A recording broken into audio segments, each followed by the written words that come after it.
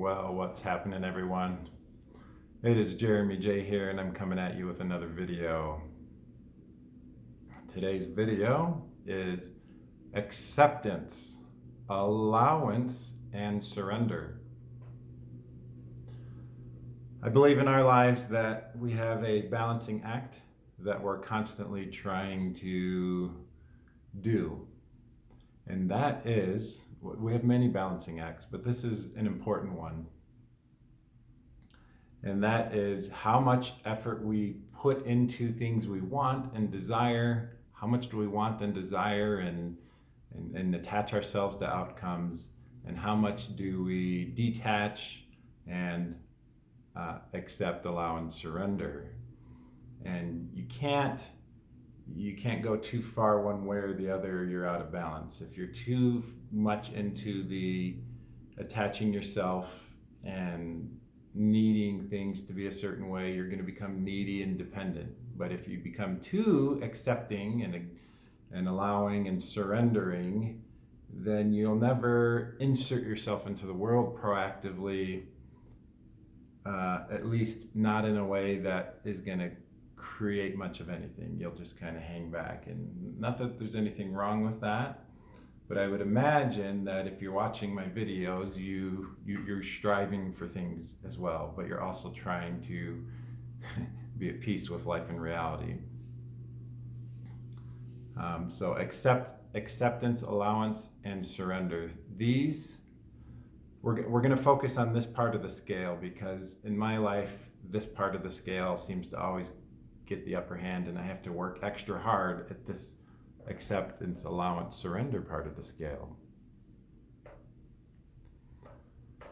I think the first thing to do in order to surrender, we're going to just call these three. We're going to lump allowance, acceptance, and surrender in just to the word surrender. And for many of you on your journey of life who are well versed in twin flames or relationships or anything like that, you've probably seen that the ability to surrender is critical. Like it is the number one most important thing. So how do you do that? Well, first of all, you take a look at yourself in the mirror exactly as you are, and you accept that. I'm Jeremy. I got some injuries in my body. I feel a little tired today. Just as like you're in a warehouse checking a checklist off. But I also feel pretty relaxed and at peace today. And you see yourself exactly as you are, and you don't try to change in the moment yourself. That can be really hard, because there's some things, like I did a vulnerable video a couple days ago, and if I let myself go down that path, I could get really frustrated with what I talked about. But instead, I'm accepting myself exactly as I am. Like, exactly as I am is great. And the way I do that is just recitation in my head, reciting allowance, acceptance, surrender, allowance, acceptance, surrender, allowance, acceptance, surrender. So that's how you do it. You take stock of yourself exactly as you are, and you recite allowance, acceptance, surrender over and over and over in your mind. Okay, that's number one. Number two is to focus on how you want to be. How do you want to be? The thing that came up for me recently is I want to be joy, love, and strength. Joy, love, and strength. That means I'm happy, I'm providing good feelings, and I'm very strong and grounded in who I am. Everything about me, the strengths, the weaknesses, the imperfections, all of it, I'm very grounded in that reality and accepting that reality.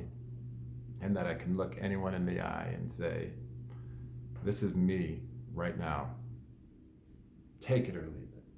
Or some other thing. It doesn't matter. The outcome doesn't matter. So I recite that in my mind a lot. Joy, love, strength. Joy, love, strength. I watch videos of Thor from the Marvel movies. Thor with his hammer, crashing down on the ground, kicking ass, just in a very strong vibrational state. I watch videos like that, gosh, probably some days 100 times in the day. Like I spend over an hour each day priming myself, priming my brain to just be in a strong and powerful state. Because I don't have the innate, at least I don't think I do, have the innate gift of being joyful, loving, in a place of strength. Naturally, I tend to gravitate towards what can go wrong, or if I let myself just drift and don't continually tune my brain. So that's number 2, is a focus on what you want to be. Number 3 is looking at reality, looking at the reality of everything in your life instead of the emotion of or the fantasy of how you want things to be. Because we all have a fantasy. I have a fantasy of how I want to be. I want to be Superman.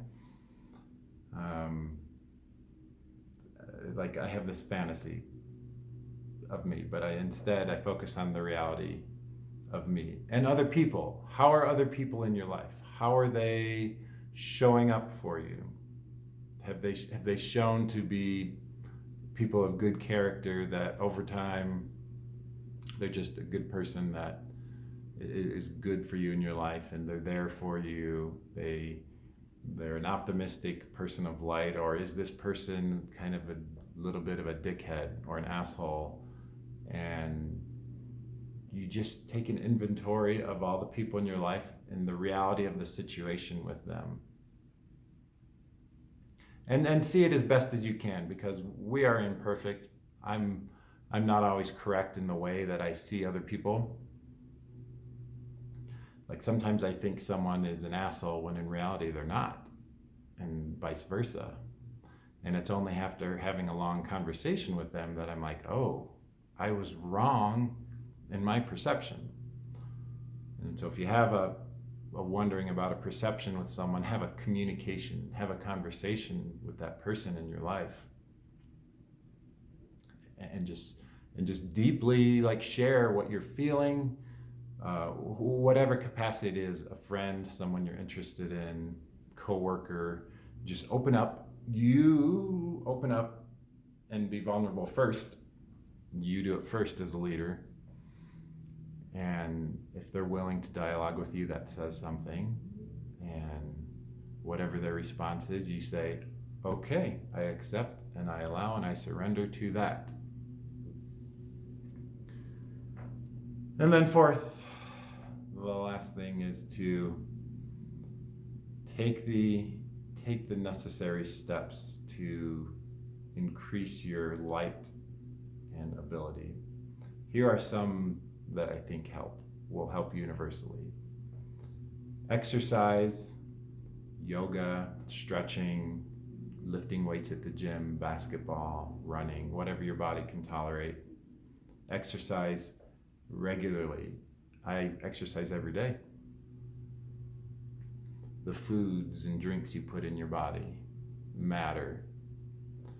Have a very healthy mindset in what you consume, because that stuff you're putting in your body is what helps create cells, the little microscopic cells in your body that form and repair tissues. And I have seen my cells when I have been eating unhealthily, and I have seen my cells when I'm juicing and in a good state, and there's a big difference. It's very interesting. Exercise, healthy eating, pursue something bigger than yourself, whether it's an entrepreneurial endeavor, a book. It doesn't matter what that thing is for you, because pursue that, and because you can control that. Acceptance, allowance, and surrender only matters because there's other people. other people in the world. And it only matters as far as our own limitations go. So anyway, so I hope this video helps. Acceptance, allowance, surrender. I shared with you some tools, recitation of acceptance, allowance, and surrender.